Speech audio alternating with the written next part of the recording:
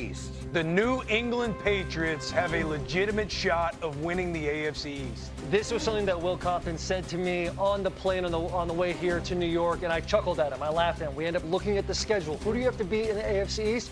You have to beat the Bills. They already did that in Buffalo. Now they've got the Titans, the Saints, and the Browns next. That is one of the big wins of being bad the year before. Your schedule is much easier. If you've already beat the Bills once at home, why not do it again? I mean, they would be a year ahead of schedule, right? A year ahead of schedule. But Greeny, yes, they definitely have the coach. Yeah. You see the way this team is responding when they go out and get that emotional win. Vrabel, Diggs, running to the locker room, the leadership that's happening. We've been on those teams. We know what it looks like. They're feeling it right now. Yeah, Drake May is playing outstanding. I'm not sure if his alma mater has noticed, but they're playing extremely well. Okay, well, give me another one. Stay in that division. Mike McDaniels is coaching for his job this weekend. It is essentially what the conversation has kind of been all year long as we've been on Get Up.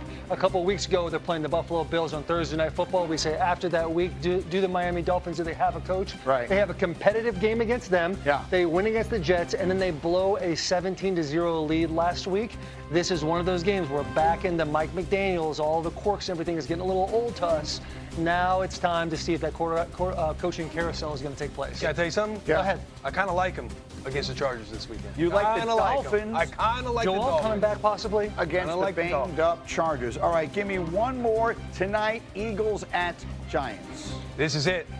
A.J. Brown, Saquon Barkley are going to combine for 225-plus yards and 3 touchdowns tonight. Last time they played, they had 276 yards and 2 touchdowns. It's not out of the realm of possibility. Picture this, Greeny. Saquon Barkley sits there with some bifocals on the end of his nose with a yellow pad and a pen while he listens to Jalen Hurts and A.J. Brown go over their couples therapy session. It's might have what needed to happen. It took maybe an hour too long. I don't know what his rates are, but I think it's going to pay off in a big way for them today. So they had what he's talking about is the players meeting that those 3 stars had this week. Just those 3. Usually it's all 53 guys. Right. 5 guys are saying the same thing. It's really just them 3 being like, what the hell are we going to do? They hit the group chat. Let's get the boys together. They're sitting That's down. all Saquon. They've got a short week. They got to get it figured out. Their offensive coordinator, Kevin Patullo, has been the center of a lot of the conversation. Here's what he had to say about his team's offense.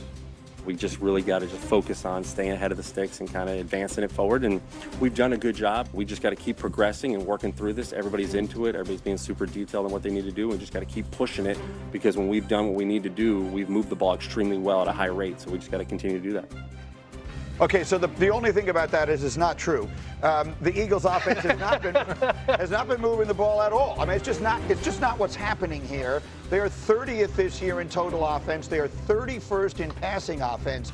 Only the Titans, who have the rookie quarterback Cam Ward, have passed for fewer yards per game than the Eagles have, and we have a bunch of other stats we could show you to make the point we thought that one would do enough. So, Dan, I put you on the case here. You weren't with us on Monday. Again, you had the game, so we talked at great length about the Eagles and what's right and what's wrong and what they can do to get it fixed, and they're doing it all in a short week. What do you have? Well, you can't be simple and predictable, and that's where they are offensively. You can be simple, but you got to make it confusing to defenses. I'd say this, the number one starting point for me is that they are in the shotgun basically every snap. Jalen Hurts has taken 6 snaps underneath the center, and so there at times you can get tells. See how far Saquon Barkley is behind Jalen Hurts? When he's there, it's one of 2 things. They're either running the football or they're running this little slip RPO where they go and ball fake it, and then they're trying to get a pick from up top and leak somebody into the flat. Now, there's times when it has success, and there's times when I think defenses get an understanding of it. You see how his toes are about at the back heel of Jalen Hurts. Again, I think that there's more than not, indicators that this is going to be either that downhill run or that little RPO that they run. And this ball's handed off to Saquon Barkley. Now, if you go to where Saquon's a little bit more attached at the hip, if you watch where his toes are almost equivalent to Jalen Hurts, that's more often than not going to be a pass for this offense. Now, it's not 100%. It's not a black and white guarantee. But this is the downside to living in the gun. And this isn't a war on shotgun. But I'll reiterate, they've been underneath the center 6 times this year if you take away the tush push. So when you live in the gun like that, there's defenses watching you, and they're gathering tells of, is it likely a pass? Now, the reason this matters is on 1st and 2nd down. You know this. Defenses are gathering information. Hey, when Saquon's a little bit more attached to the hip, we can be anticipating pass. When he's got that depth, we're thinking run. We're thinking RPO. I think that's another layer that's hurting this offense. It's an outstanding tape, and it gives you something to watch for as you get set to watch the game tonight. I want to point out one number here. Hembo put together a bunch of unbelievable stats, but C18 is my particular favorite one. The reason the Eagles won the Super Bowl last year is because Saquon Barkley provided them the best thing you can have in the NFL: explosive plays with no risk. Basically, every team in the NFL has to put some risk where you got to throw the ball into harm's way to create explosive plays. Last year, they did not. He had 21 rushes of at least 20 yards. This year, he has none. So that, to me, is the difference between the Eagles of a year ago and now. They were creating explosive plays while still being incredibly risk-averse. They remain risk-averse, but they're not getting the explosive plays, and as a result, their offense has completely bogged down. They are a 3 and out waiting to happen. Yeah, I think this falls back on the offensive line. We've talked about it last week, you need to be more creative in your run game play calling, but the offensive line, Saquon Barkley is getting 0.8 yards before he's getting contacted by a defender.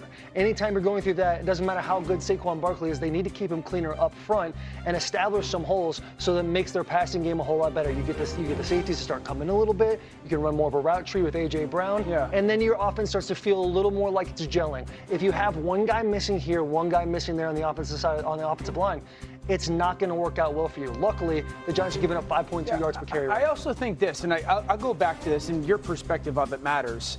They don't really ever, and they didn't do it a ton last year, but I feel like they did it more. They don't really run at defenses right now. You know, it's a little bit more of a lateral run game, and I think that's attached to Saquon not necessarily getting to the line of scrimmage. They've got one play-action pass completion to A.J. Brown this year. That 5 games. That blows my mind that they don't.